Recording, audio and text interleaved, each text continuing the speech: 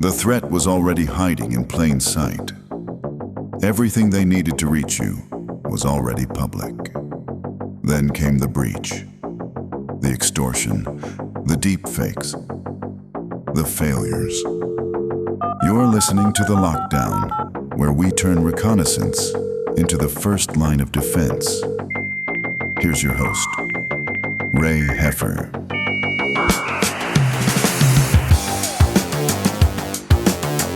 Welcome back. So today you are in for a treat, and that lets me off the hook because I invited my good friend Tony Daly to talk all things OSINT. This is a lengthy and full-packed episode as we talk for well over an hour about OSINT defence, training, consultancy, what professional OSINT practitioners do, and the odd mention of a Guinness or two here and there. Now, I won't hold you back any longer because this is a lengthy show. So without further ado, here is the interview recorded on August 10th, 2026. Okay, so today I am joined by Tony Daly, Managing Director of Seiber, a UK cybersecurity consultancy specialising in many things, including open source intelligence, cyber assurance and security training. Tony has more than 25 years of experience across military, civil service and the private sector in the UK, including Big Four consultancy and cybersecurity, and has spent a significant part of his career looking at how our information is collected, analysed and ultimately turned into intelligence. Tony, I hope that was a good enough intro. Welcome to the show. It was a bit of a mouthful. Thank you for having me on the show. No, it's a pleasure. I suppose I should introduce the audience here because this podcast I've had a few years and we've got a real mix. People in the UK, US, all over the world really. And there's a scattering of people that do indeed do OSINT, as part of their day jobs. There's some cybersecurity people, but there's also a whole bunch of folks that I know will be listening that are just getting into privacy and really just learning what information can be collected online and may not even know what OSINT is. So I suppose we should start with the basics. What's your view on what OSINT is? How would you describe it? Good question. So OSINT or open source intelligence, there's multiple definitions out there, but essentially it's where we look to collect, evaluate, and analyze information from publicly available sources in order to produce actionable intelligence. So we produce that through a process which is known as the intelligence lifecycle. And you're kind of alluding then there's a professional OSINT practice out there, and we'll touch on this in a minute because I know you do training for this, versus someone that may just be curious and has become good at Googling things on the internet. What's your view on that? What really makes a professional OSINT practitioner in your mind? So I've heard many different definitions of OSINT, and the one that always makes me chuckle is it being referred to as spicy Googling. The practice of OSINT, it's been around for a very, very long time. Goes back previous to the Second World War, so the likes of the BBC World Service. In fact, you can trace it back to the US Civil War, actually, in some instances. In terms of what sort of professionalizes it's having an understanding, given the fact we are very connected with the internet nowadays, that there can be information out there that could be legitimate. It could be someone has found something which is genuinely of use, but also that there's a lot of misinformation and disinformation out there and malinformation as well. And when we sort of talk about those, it is important to understand that there is a difference. So your misinformation is where people get things mixed up, and there's no genuine harm meant by that. And when we talk about disinformation, this is where people are essentially spreading false information in an attempt to try and discredit someone. It could be to try and steer someone down the wrong path. There's a whole myriad of sort of reasons for that. And with the spread of social media, certainly nowadays with the likes of X and the various meta platforms, TikTok and Snapchat, it's understanding that we are we are essentially drinking from a charged fire hose of information, and the difference between a hobbyist and a professional OSINTer is the ability to take that information, assess it against what we refer to as priority intelligence requirements, and determine if what we're actually looking at is legitimate, or if someone has decided to try and poison a data source. Interesting. It's because something I sometimes do to keep my own OSINT skills sharp, other than meeting you when we go to conferences and having a Guinness, is I'll often Several Guinnesses, I should or point out. several, yeah, We got reputations to uphold, right? exactly, yeah. In fact, I'm looking forward to the next time we do that. But no, one of the things I did recently, if I see someone on social media that they don't have to be a celebrity or anything, but I think, okay, what information are they giving out? And I probably shouldn't be admitting this, but I think, okay, that's interesting. Where are they? There's a picture. And I know you Yep. probably cover this in your courses, but it's remarkably easy to find someone just from what's in the background. And I think there was this one, I call them a social media influencer, that probably didn't want to give away their location, but I could see, this was here in the US, there was a Starbucks, a T-Mobile store, there's some other store, and you can figure out where they are. Look at license plates in the background, so you can narrow it down and just narrow it down. But I would still class that as me as an amateur versus a professional. But I think what you're describing with the professional OSINT practitioner is more of the methodology and approach. Would that be right? Yeah, so you mentioned sort of T-Mobile, Starbucks, and when we're looking at imagery or videos, there's a couple of ways we can approach this. One is what's referred to as visual similarity. So this is where you could potentially take a screenshot of whatever you've seen and try and do a reverse image search. If it's let's say a landscape, or you mentioned if it's an influencer, Yeah. you could potentially run it through PimEyes, which is it's a repository, or it's a tool, I should say, for searching people's images. It doesn't look against social media, but let's say if it's someone who is, like, let's say, high profile, you can usually get a hit of who that would be. And the other thing we can do, which you mentioned with the number plates, is referred to as object-based searching. So looking at clues that are in that image or in that video. So as you said, number plates. It could be looking at street signposts. It could be Mm. looking at unique shops, or um, features of a particular location that may be quite easy to find. Now, if it's in the middle of a downtown USA with your standard sort of like blocks, clearly it's not going to be as effective. But I had a case a few years ago, so I do a lot of digital footprint analysis. I had a case where I had an individual who had no digital footprint because of the background they came from, but their wife was um, quite busy on social media, and she had uploaded an image of the front of their house to a social media platform about 4 years earlier. Mm. And using that as a pivot point, it was able to go back to that client. And this was a digital footprint analysis that was conducted on behalf of a leadership board of a publicly listed company in the UK. And we're able to go to them and say, look here, we've assessed with 95% certainty that you live at, let's say it was number three.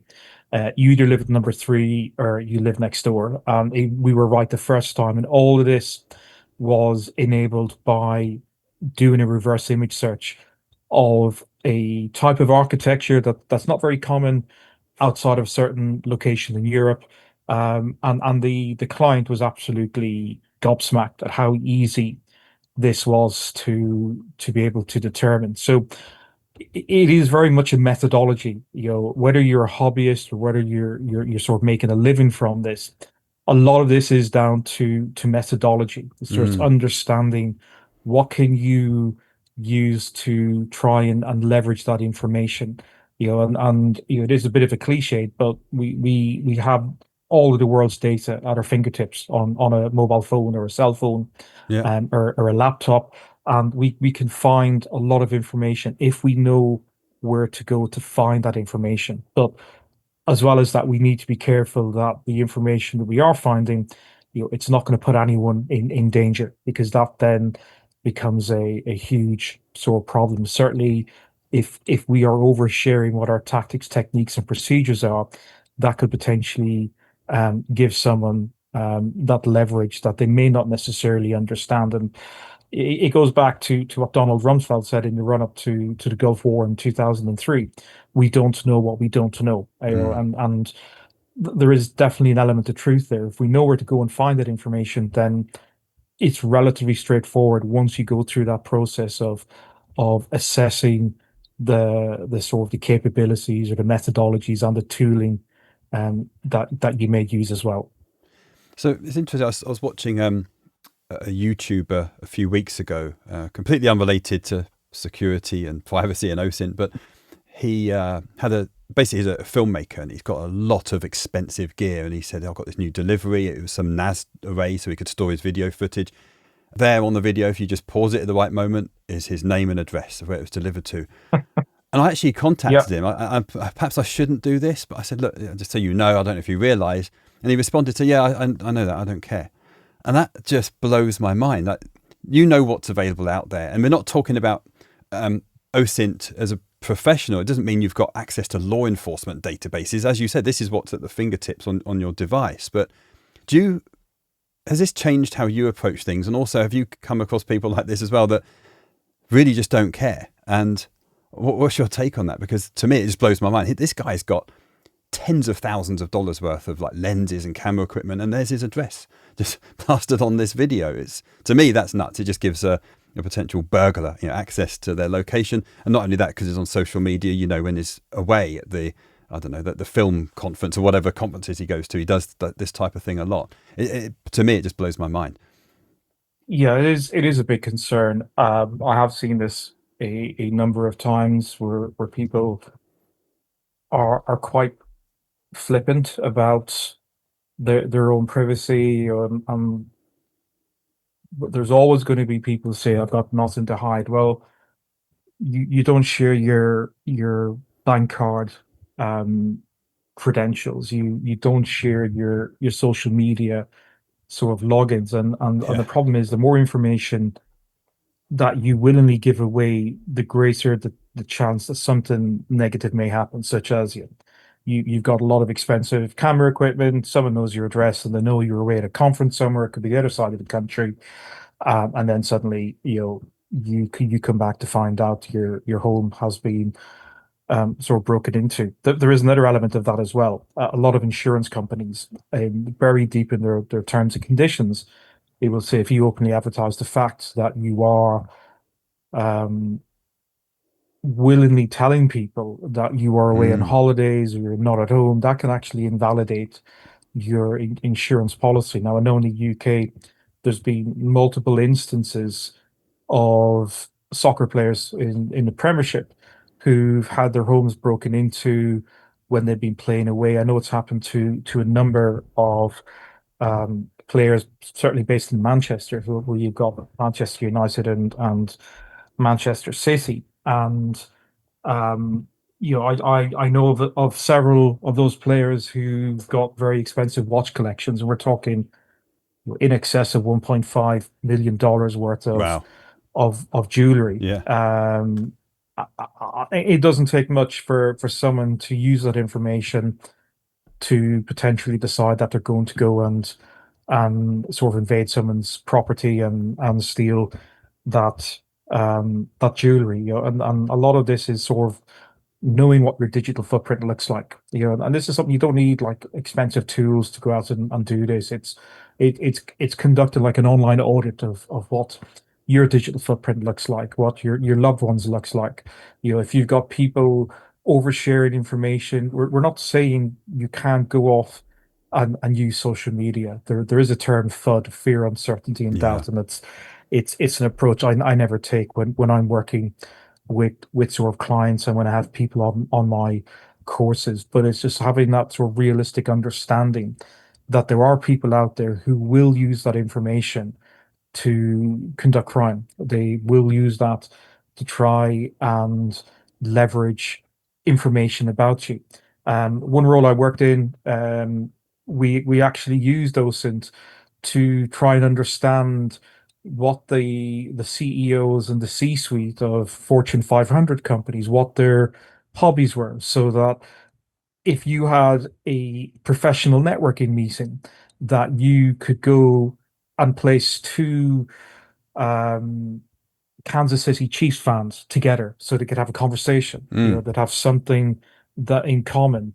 Whereas you have, if you put one CEO who supported Liverpool, and you put another CEO who supported Everton or Manchester City or Manchester United, you're clearly not going to have a good relationship there. And I know it sounds very trivial and so on, but people tend to be tribal when it comes to supporting um, sports teams. And if you are able to have any type of competitive advantage to sort of get one up on a competitor, then people will absolutely do that. And OSINT is used for many things. It's very common in corporate espionage simply because of the amount of information that people share.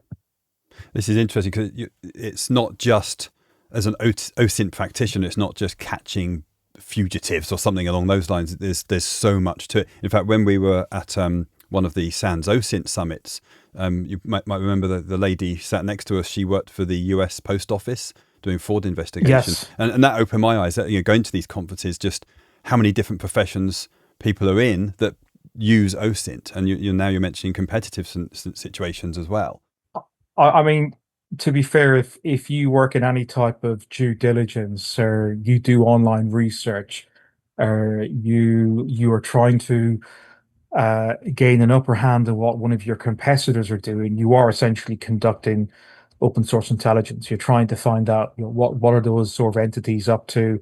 How can you sort of get an advantage over it? And um, it is a cliche. We do live in a digital age, and people tend to overshare information, and that can be used for both good purposes. It can also be used for bad purposes. But Yeah. what we don't particularly like is people making it too easy. Certainly, if we're trying to advise organizations on what they should be doing. I mean, one client I've got, they've had issues previously where people were checking themselves in at sort of certain locations when on work trips. And that in itself isn't a problem, but if you're doing that repeatedly, you are building up a pattern, and that pattern can then be analyzed, and that can then be exploited. And there is a beer app called Untapped, and that's been used extensively to uncover individuals and place them with organizations you wouldn't necessarily be able to do so. And it's gone back a couple of years now, but the Dutch intelligence services, quite a few of them were caught out by this because of the amount of information that they were sharing in terms of where they were checking in. And it's not just an issue for that particular organization. You'll have people who will do this when they're at airports. They'll check themselves in at an airport. Yes, they'll have their pre-flight drinks or meal, whatever. And we're not saying don't do that, but there's a time and a place, and it's just being aware of that. You don't want to give people too much information, and I'm sure there'll be listeners who think I live in a tinfoil lined house and we're a tinfoil Oh no, I think you're in hat good company with this audience. like yeah, but it's genuinely it is a concern when people don't necessarily think about what information that they are sharing, because there will be someone out there, whether it's a hobbyist or whether it's a professional, who absolutely will be able to take advantage of that. So you touched on this earlier, and that's like the wife, or I'd say family members in general. I suppose two questions. One, I do get a lot of listeners that email me and say, that they are wearing the tinfoil hat, but they just cannot convince their wife or kids or family members what they are doing is not just borderline psychotic. They're seen as a bit out there and crazy, and they're trying to just justify that. But on the same side of that is, and I'll be the first to admit this, I have called my wife the weakest link when it comes down to privacy, but she's really good now, I must admit, and we've been able to educate the kids in this is just be careful what you Yeah. post online. And I think back, this was years ago. I don't even know if it's still a thing, but do you remember Foursquare? And people would go around, I'm checked in here and I've just turned up at the coffee shop, and you're literally just plotting where you are through your day publicly. Yeah, I do remember that. I mean, it's funny you mention that. So yesterday there was an alleged criminal mastermind, a guy called Daniel Kinnan, who was extradited from the United Arab Emirates back to Ireland on an Irish government flight. Um, for reasons I'm not so sure on, there was a lot of information which was shared at the time and the flight would be taken off, and you could track the flight via various online sources. But um, the guy got caught out. One of the reasons why he got caught out was his folder. A guy called Christy Kinahan, drug trafficking boss of allegedly one of the largest cartels in the world. He got caught out about 2 years ago because he was posting Google restaurant reviews Oh, and also travel hobbies overseas whilst he was evading justice. And Bellingcat, the OSINT not-for-profit organization, they did a really really good piece on this, and it was just surreal. This guy was trying to stay low, sort of hiding from law enforcement, yet he was given these like over the top sort of reviews on restaurants. One was like I remembered it was a restaurant in Istanbul in Turkey where he said, that this place is chic and it's plush. The service was good, but not outstanding. And you know there are some very, very talented people out there, both hobbyists and professionals, who will be able to go and sort of find that information. And the son who's just been remanded in custody till October time. One of the reasons why he got caught was he was at sporting events in public in the UAE, and people were able to reverse image search him, and were able to point out the fact that this guy is actually a bad person, and the UAE was able to set up an extradition treaty with Ireland and do so in less than 10 months, which is unheard of mm, when it comes to sort of legal issues such as that. And you know a lot of that comes down to sort of arrogance, and a lot of it will come down to not necessarily understanding just how powerful the internet is. And you don't have to use expensive tools for this, and certainly educating family members on what they should and shouldn't be sharing is something I do recommend. There's obviously a way in which to do it. I've got a child. I tell them what they should be aware of. Their device is better locked down than some organizations I work with, but they fully appreciate the sort of risks that come from this. But that's because of the nature of what I do. Unfortunately, not everyone is going to have that type of background to sort of draw upon, but it is absolutely vital that we do educate people. And just be careful what you do post online, because there are some really really strange people out there who may try and take advantage of that. yeah. I have a saying that I share with the family. I say, always assume the other person has lost their mind.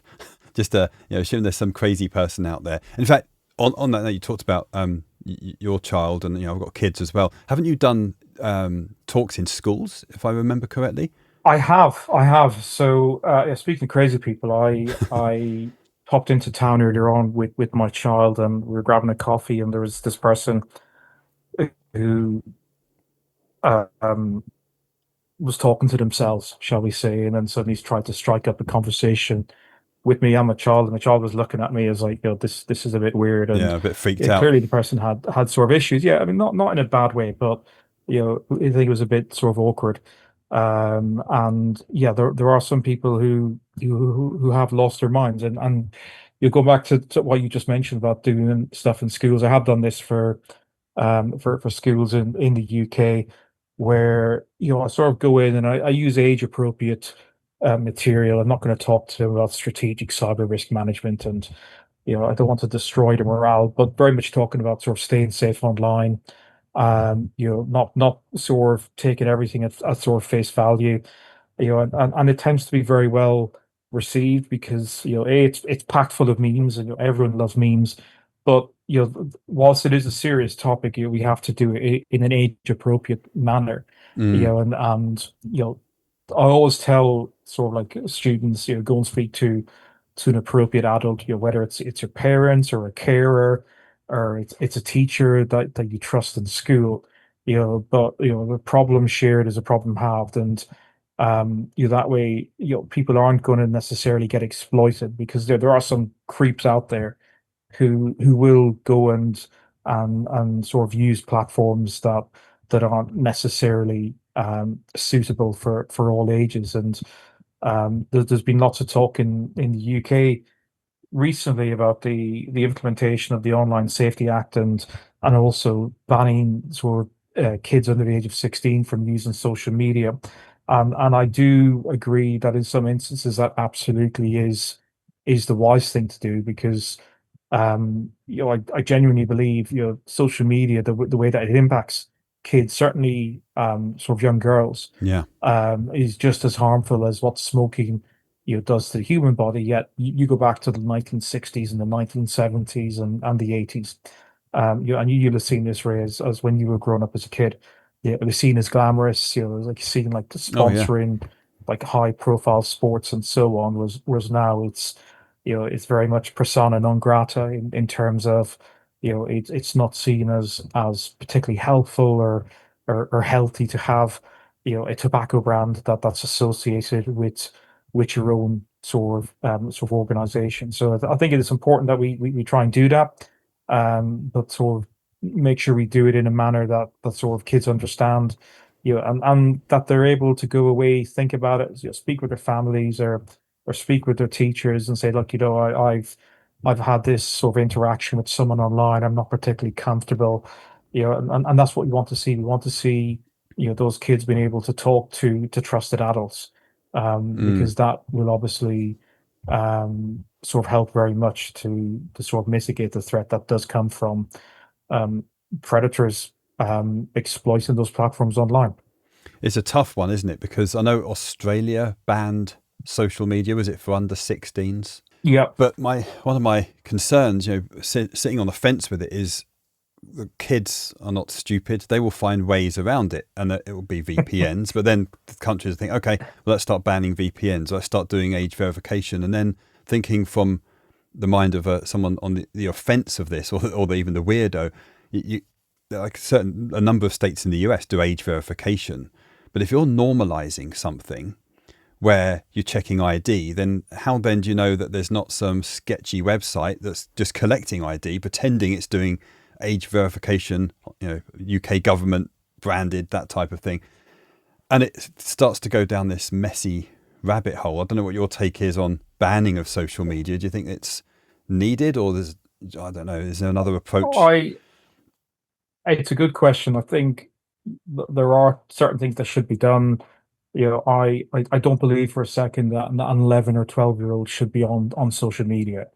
However, at the same time, I'm also aware that certainly nowadays kids are far more intelligent than what you or I would Oh be yeah. at that same age. And I think there has to be an element of sort of trust here. If you've got parents, actually doing parenting, then or carers doing parenting, it's not really a problem. This is more of an issue where they're given sort of free reign, and that obviously is a concern. You touched upon the sort of sketchy websites. My concern is not just sketchy websites, but government databases holding information Mm. on sort of people under the age of 18. Certainly from a UK European perspective, that's a huge sort of data privacy risk. And what happens when that data gets compromised? Yeah. There's huge sort of questions around that. You're right as well about the kids running rings around the sort of measures that are in place. Again, it goes back to the point I made about kids are far more intelligent now than when I was their age, for my child, I won't mention their age, but when I was their age, I was jumping off walls, Yeah. which is why I had to get stitches and stupid things like that, as you tend to do when you're grown up and you're bored. So I think that there's definitely an element of kids are more savvy, so I think we do need to give them a bit more sort of credibility and trust. Um, is an all-out ban the right thing? I mean, this is obviously my view of it. I don't think an all-out ban is something that needs to be done. I think the social media platforms have got a lot to answer to. The likes of Meta, Oh yeah, for agreed. example, they really need to get a grip of this. And you Zuckerberg has come out with various comments over the years that have caused me grave concern over how he views the data of Meta platform users. And there's several resources out there that listeners can go and look at. One book I highly recommend is a book called Careless People, that's written by a New Zealand lady by the name of Sarah Wynne Williams, and she talks about her time at Meta when she was head of policy, and some of the stuff was quite concerning. But I do think there is an element of parenting is involved here. I won't let my child have access to certain platforms because of the concerns I know that are there. But it's a tricky one. I'm not going to say I know the answer to it There's because no I magic don't. answer, is there? No, there's not. But at the same time, I think like banning it, is not something that is going to remove the sort of danger. And I'll use the UK Online Safety Act as an example. They're going to ban social media for under 16s, yet one of the platforms that isn't going to be included is WhatsApp. Now, Mm. WhatsApp, is not centrally regulated. You've got no moderator on there. People can join closed groups, and you could argue the fact that it's not monitored as well as the likes of Facebook or X or any of the other platforms out there. Well, if you allow WhatsApp, and that arguably is more of a concern than some of the other platforms, why have you given that an exception and not the other platforms? So there's always going to be discussions around why certain platforms are banned and other ones are allowed. Sometimes those arguments will be nonsense, but other times there will absolutely be a legitimate reason or a legitimate concern. Why is our platform banned, yet the other one is not? And I think governments. It's not just the UK government, but I think governments sort of need to be very transparent on why there's a carve out for some platforms, yet there isn't for others. Mm. My skeptical mind makes me think that they've got back doors into some of them that they've allowed, and so I'd probably gravitate to the ones that have been banned. But what about like Telegram, for example? You all know more than anybody. Telegram, there's a lot of sketchy things that go on there as well. Yeah, absolutely. I mean, Telegram, founded by Russian national. With everything that's going on in Ukraine at the moment, I think it's fair to say that it's not a good thing. But the founder of Telegram, he no longer lives in Russia, and I think he's just been sort of flagged as a person of concern by the Russian government because it facilitates a lot of activity um, that may not necessarily align with the views or the interests of not just the Russian government, but lots of other Mm. sort of governments. And you're right, there's a lot of sketchy stuff that's on there. But then there's a lot of sketchy stuff which takes place on the likes of Facebook and Instagram, Yeah, and other sure. platforms. So it's like you target if you target one particular platform, all that's going to happen is you're going to end up having a game of whack-a-mole where another platform will come along and sort of take over. And you think back pre Facebook, you had Bebo, social networking app that was very popular in the UK and Ireland, and people used that extensively. And then they moved on to Facebook, and that will always be the case. I mean, Facebook has been around, I think, publicly available for like 20 years now. A time will come when it's no longer the platform of choice, and potentially people will move to a different platform. And then we start all over again. Talking of sketchy social media to start with, is there a line you draw between OSINT and then we mentioned Telegram, but then I suppose you could go deeper and look at Tor. Where does the line cross when you think, okay, this is no longer OSINT? Data breaches could be another one. The line gets crossed when we are looking at PII, or personally identifiable information, that is no longer part of the investigation. So when conducting open source intelligence, the way that I do it as a consultancy, and when doing my courses, is ensuring everything is done in accordance with sort of best practice. So in the UK, that's ensuring that it is proportionate. We are looking at things such as Article 8, the European Convention of Human Rights, that we are not conducting sort of targeted searches or persistent surveillance on a particular sort of individual. And I work with a number of clients where they need like a governance framework in place, and this is something I've been sort of working on for quite a while now. Is essentially for one of the better descriptions, like a cyber OSINT governance framework, and it's looking at things such as proportionality. It's making sure that everything is done in accordance with best practice. So in the UK, if you are a public body, there's certain rules you have to adhere to in order to conduct open source intelligence. There is a misconception amongst private companies that they can use that legislation as a means of conducting surveillance, essentially, or online surveillance, and there isn't. But again, we can tie a lot of this through to best practices, and sort of making sure that we are aligned, and ultimately, if this goes to court, you want to make sure that everything you're doing is in accordance with best practice. So if you get called up as a witness in court, and the first thing the defense is going to do is going to try and destroy your credibility. Yeah. It's not personal. That's just what they're paid to do.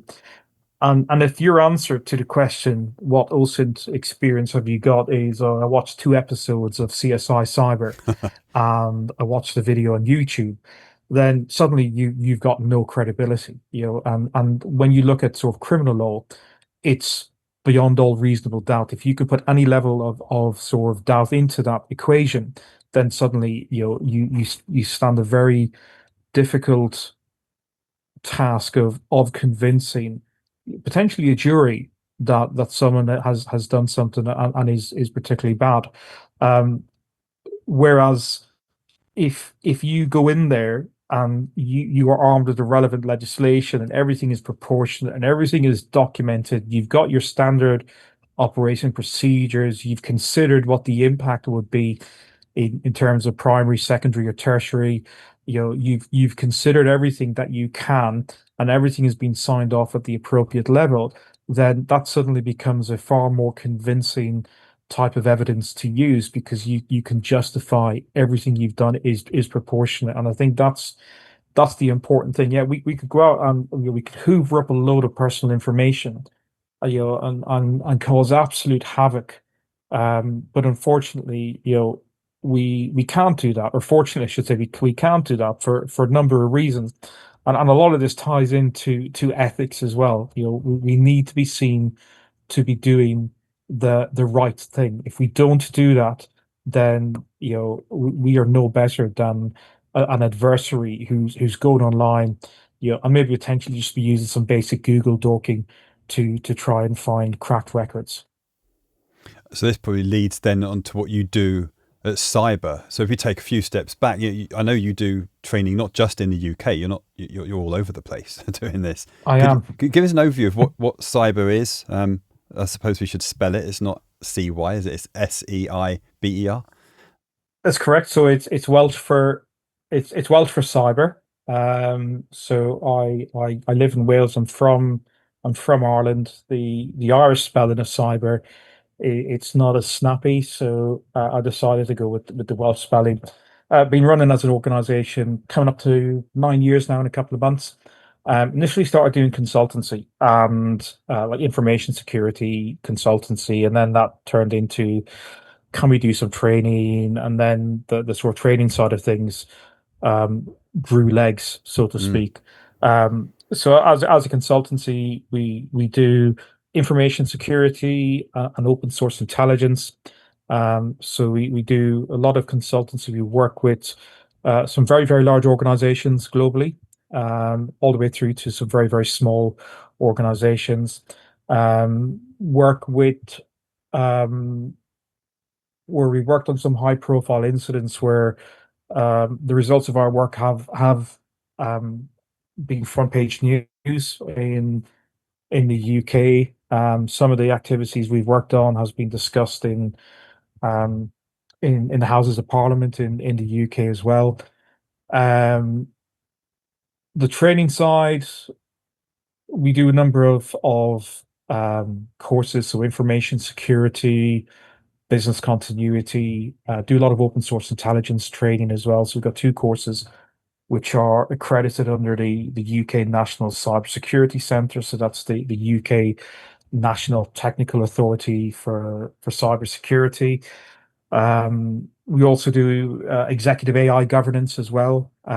So this is becoming a huge concern for organizations who are using AI, but not necessarily considering the sort of the secondary or tertiary impact. So let's say if an organization is using um, an AI chatbot and that regurgitates all of the information onto the internet. Well, who's at fault? Is it the vendor, or is it the organization that chose to go with that particular vendor? And um, that's the sort of areas that we look at. We do a lot of trading needs analysis and sort of capacity building.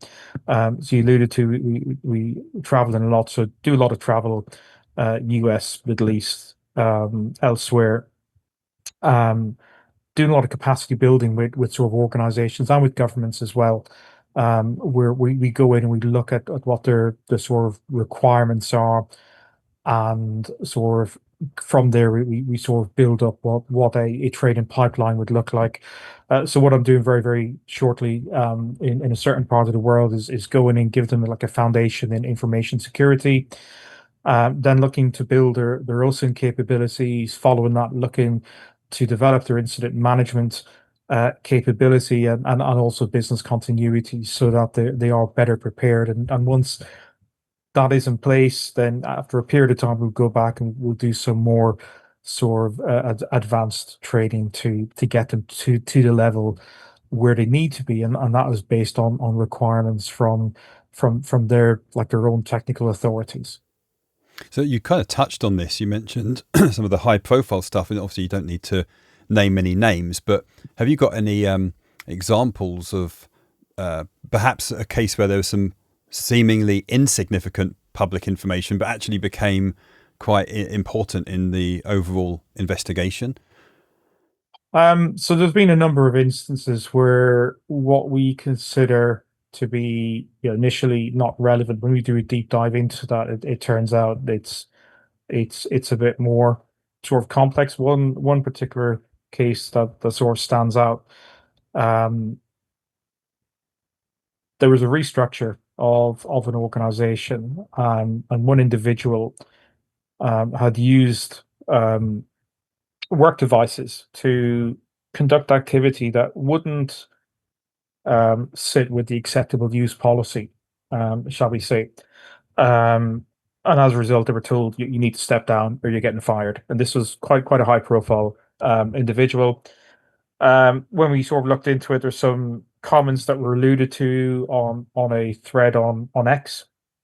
And when we sort of looked at that, it turned out that the individual had been using work resources to uh, book services of an adult nature using corporate devices.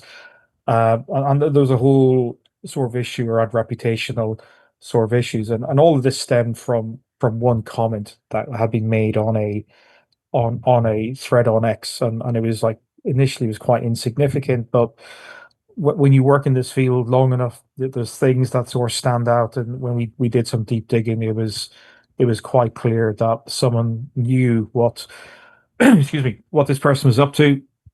Um, and they actually went to a tabloid newspaper in the UK, and said, "Look, we've got this piece of information. We think this would be quite useful. I think you could have a story out of it if you are interested. You let us know how much you'd be willing to pay for it." Um, and this particular tabloid newspaper, I won't mention it, but it's probably the one time I will defend them. They went back to that particular organization and said, "Look, whilst this person is high profile, they're not in the public um, arena. So we're not going to run this particular story because it's not in the public interest." But they contacted my client's legal team and said, "Look, just to let you know, we've been approached by this particular lot. We can't give you any information about who they are, but we're not going to run with this story." There's a few other things that were said, but all of this stemmed from one particular sort of comment or one tweet, I should say, that was made online. So sometimes you're looking for quite subtle things such as that. Other times, it's like the proverbial brick through a window where you are trying to manage a situation where there's lots of information out there that is potentially going to cause people issues. Or it could be that it causes an organization reputational harm, and we want to try and avoid that where possible. So I just had a vision of you, and I know this is probably not the case, but like Sherlock Holmes, there's like a cork board on the wall, and you've got threads connecting pictures and intel and post-it notes everywhere. But I suppose in a more sophisticated way, that's what you're doing, and that's what your courses cover. It is the collection and the methodology and connecting those exactly. threads. It's everything from, you're right, from the uh, understanding what the client needs. It's looking at determining what those priority intelligence requirements are. It's going out and finding all the information. It's putting it through the intelligence life cycle. It's using various sort of platforms that can help with this. We moved on from the corkboard and the pieces of thread. I do have a tweed jacket, so I won't have anything bad said about tweed. I think you should bring back the But cork board. nowadays, say again, sorry. Bring it back, the cork board, the string on the wall. I think it looks cool.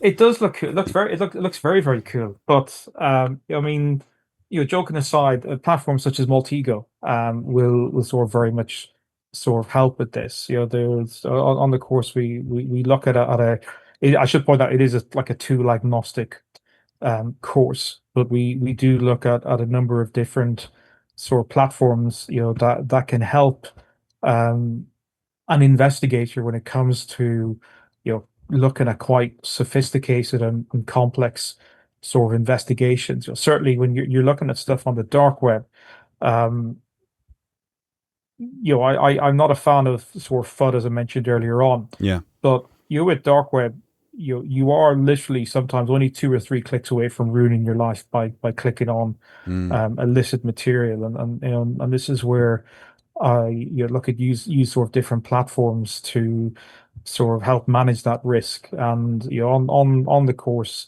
or certainly in the practitioner course, as well as sort of Maltego, I've got a very good working relationship with Recorded Future, District 4, Dark Owl, Indago, and Epios. Those tools, they absolutely do help speed up the whole very complicated process of trying to determine what a particular data point is it connected to other entities, and it's your tools can and will fail you when you least expect them to do so. But a way around that is obviously to understand that the methodology will work every single time. Okay, and even like down to things such as using Google Dorky, and that can absolutely unveil some really sort of useful bits of information. With that said, you look at Google now with a lot of the searches coming back as AI focused. You know, it's important that we understand and we're able to maintain that level of discipline when it comes to doing those searches, because if we rely on Google's AI to give us those results, well, then we need to sort of question, why is it brought back that particular answer and not something else? And a lot of this sort of bleeds into the sort of governance, the ethics, the legalities, and the social implications of using AI as well. That's a good point, because now if it's AI intervening in the search results, I may do the same Google Dork search and then get a different response. I suppose it's not like it used to be in the old days. Very, very much so. So last week, I was working with a law enforcement client, so a team of financial crime investigators, and I had them run through a number of Google Dork exercises. You had like 16 people in the room, and they were putting the same input in, but they were getting different results back. And the Mm. problem is that if it goes to court, and I always refer back to this analogy, one of the questions they'll ask is, right, okay, can you tell us how that particular LLM works? And unless you're, you know, Sam Altman, or you have got like an in-depth level of knowledge about AI that 99.9% of people on the planet don't have, it's going to be very much a case of magic in, magic out.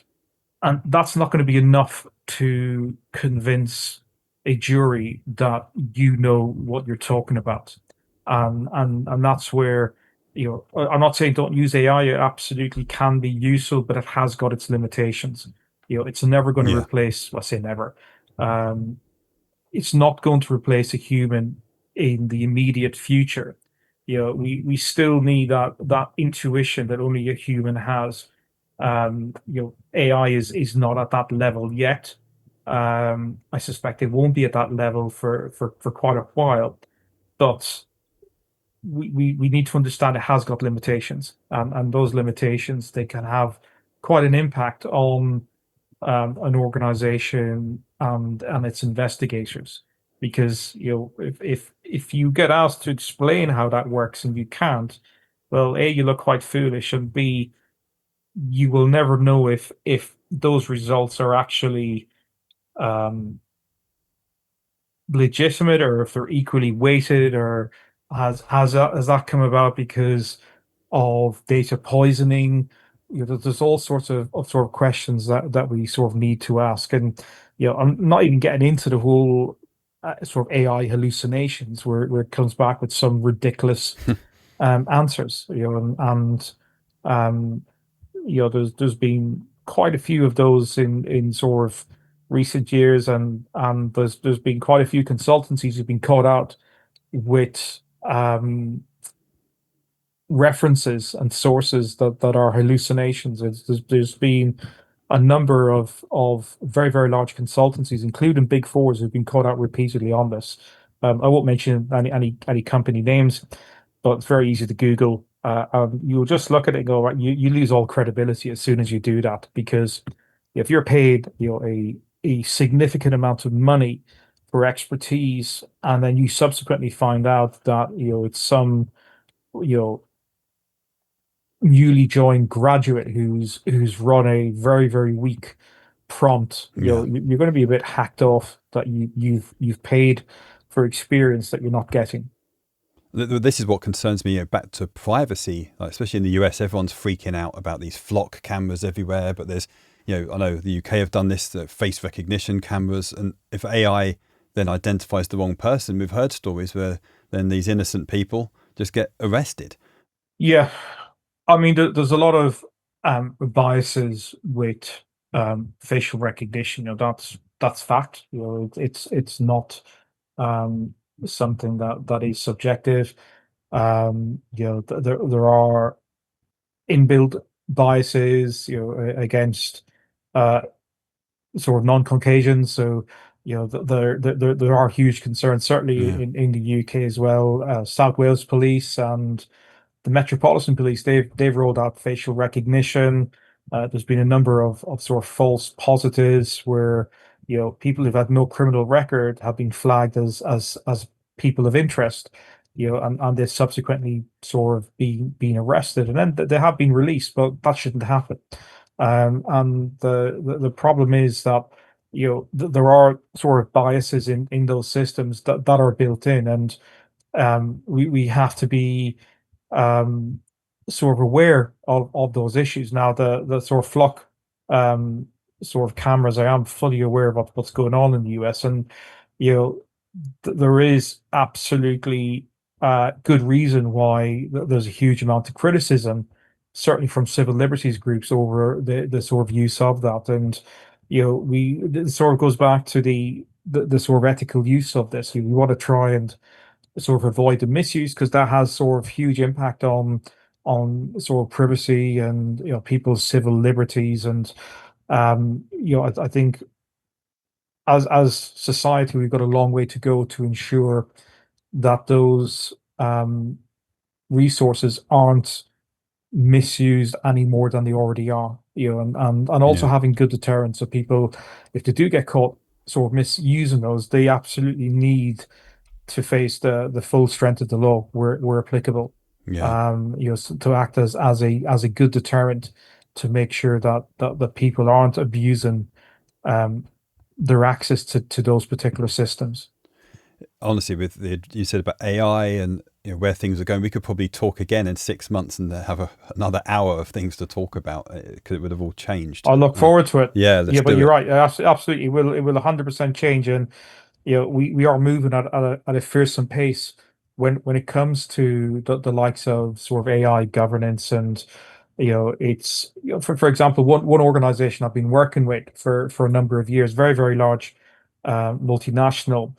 About 2 years ago, about 3 years ago, sorry, their AI policy was you are not to use AI for any work purposes Yeah. whatsoever. And that has now morphed into a more reasonable policy, where you have to consider a number of areas, such as the governance, the ethics, the legalities, the social implications. There's a number of financial organizations, so the likes of the International Monetary Fund, the Bank of England. They've both raised concerns um, around the risks that AI could pose to financial systems, everything from cyber threats through to sort of systematic cybersecurity vulnerabilities, governance gaps. And this is where the likes of HSBC, they've just appointed their first chief AI officer. And that's quite good to see, because it sort of reflects a broader recognition that oversight, it can no longer sit across disconnected teams, and having that sort of joined up approach, it's something that organizations do with everything else. If it's to do with risk, or if it's like credit risk or operational risk or cybersecurity risk, it's something that is desperately needed. And in the UK, one financial regulator is the Financial Conduct Authority. They've got Barclays and Lloyds Banking on board to test AI in real world conditions. And the Bank of England have also outlined plans to assess potential risks to financial stability through scenario analysis and simulations. And I think this is quite important, because we have to sort of understand AI is not going away. And we have taken it on with sort of I think a lot of um, goodwill that may or may not be necessarily the right thing, but we need to have clear oversight of third party AI providers. We need to sort of be able to document how those AI models make those decisions, and also more robust processes for identifying and escalating risk, rather than saying, oh, that's an AI thing that belongs to IT, or that belongs Oh to yeah. the security team, as you will have come across in what you do, Ray, Yeah, absolutely. where companies and organizations will just fob off security to the IT team or the security team, when in reality it's actually a board level issue. Just you do these courses, you meet a load of different people. If someone's listening and thinks, okay, this is amazing. I want to have the tweed jacket and I want to do OSINT for a living. Is there a career in this? Like what do you see in people in terms of careers, and then how, if they want to then take this to the next level, other than just practicing on their own and doing this more in a professional capacity, what would you recommend? So I guess two questions is what are the careers in OSINT, and then what would you recommend? And I'm going to suggest one is do your course, but I'll let you talk to the rest of that. Well, obviously, yeah, go and do my course. No, joking aside, I think there's many roles that can be conducted using open source intelligence. The likes of anti-money laundering, cybersecurity, travel risk management.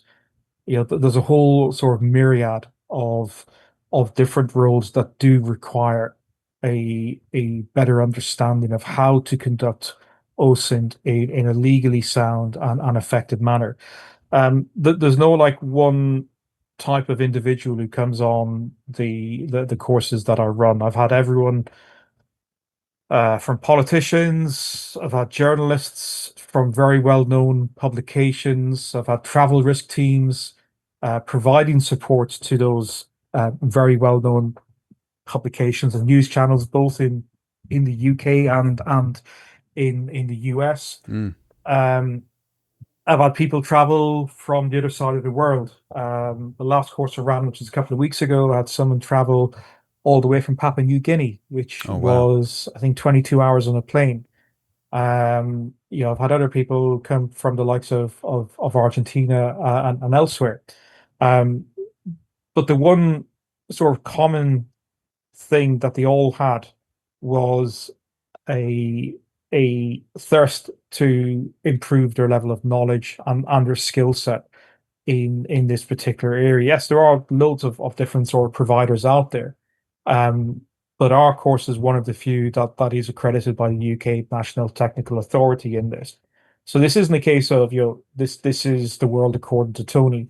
This is, the world according to the UK National Cybersecurity Centre Assured Training Scheme, that makes sure everything that is there is done in accordance with their standards. So it's mapped against CyBOK, which is the Cyber Body of Knowledge. APMG run that scheme on behalf of the UK National Cybersecurity Centre. The beauty of OSINT is you don't need expensive tools to succeed in this. You can sort of dip your toes in. There's lots of really sort of good resources sort of out there. So I sit on the board of advisors for Osmosis. So Osmosis Association, we've got members, I think 90 countries globally. I think it's like 3,000 members. You got everyone from law enforcement, tier one military, all the way through to your hobbyists. In the UK, there's the UK OSINT community. They've got a substantial amount of members there. There are lots of sort of communities there that will help. And I will say, OSINT community is a very helpful bunch. You can reach out to someone, you can get advice, you can talk to people. As long as you're like a decent human, you will get a lot of support from people. And like I said, it's a very, very small community. We tend to know each other, which is both a good and a bad thing. But we're always, I always say it's good to get people from different backgrounds, because there's no monopoly on good ideas. Just because I think of something in a particular way doesn't mean that that's the only right way to do it. Someone else could come along and say, well, actually, I've seen this problem before and I've approached it from this particular angle. And that's the beauty of sort of OSINT. There's lots of like conferences. You mentioned the SANS sort of OSINT conferences. I believe, they ran one in Europe this year, but you can join the virtual ones free of charge. So it's not like you have to pay to go to these expensive conferences, and they are expensive. Let's be realistic with the cost of flights, hotels. Trying to get that signed off by your boss in work. But there's lots of really, really good resources out there. Going on the likes of Blue Sky. There's loads of really, really good sort of OSINT accounts out there. So there's a whole myriad of different ways you can you could sort of look to sort of dip your toe into this. And I've had people who've done my course, who've gone on to be employed by risk consultancies. There's one organization I work with. When they look to hire someone, they'll only hire someone who's done my course. And that's from my point of view, that's a fantastic thing to Yeah. see. But Well, as you said earlier, there's lots of really good resources out there that you can avail of. it's not just someone watching a YouTube video that can go and build a career in this. You've got to do this the professional way, and it seems like your courses teach that. Absolutely, and there are hobbyists out there who they're happy doing it as a hobbyist, and there's absolutely nothing wrong with that. And some of the stuff I've seen from hobbyists has been absolutely phenomenal. Mm. I will not lie. I've seen some stuff and gone, wow, this stuff is excellent. But it is important to stay on the right side of the law. The problem is that we've got access to a lot of information, and when we're looking at open source intelligence, there is the potential that we're looking at stuff that is, you know, it may breach someone's privacy. So we have to ensure that we are doing that in a manner that is safe. And like I said, the the community is very small, but you live and die by your reputation as well. Absolutely. Well, something else as well you mentioned is there are some technical aspects to it, but I'm imagining here you don't need to be deeply technical to do this. And I'm sure there are there are traits that make someone a good OSINT practitioner beyond technical competence. Yeah, I mean, I come from an extremely technical background, but I wouldn't say it's absolutely crucial. If anything, some of the best O-centers I've sort of engaged with are people who come from non-technical background, because they can look at a problem from a completely different perspective. If you have, let's say, 20 pen testers and they're looking how to get into a system, they'll all think the same way.